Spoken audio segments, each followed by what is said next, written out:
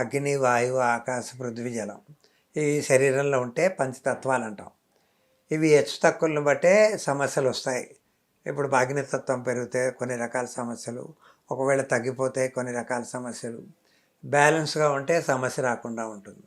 అదేవిధంగా వాయుతత్వం, అదేవిధంగా ఆకాశతత్వం, పృథ్వీతత్వం, జలతత్వం. ఇవి హెచ్చు తక్కువలను బట్టి మనకు వచ్చే సమస్యలు రకరకాలుగా వస్తూ ఉంటాయి.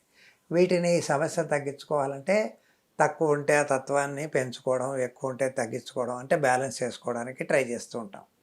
ఇవన్నీ ముద్రల్లోని డీప్గా ఆలోచిస్తే వీటి విషయాలు తెలిసాయి. వీటినే ముద్రలు చూసి ముద్రల ప్రకారంగా రాయడం జరిగింది. ఇది దీంట్లో ఉన్న అసలు ముఖ్య విషయం, ముఖ్య సీక్రెట్ కూడా.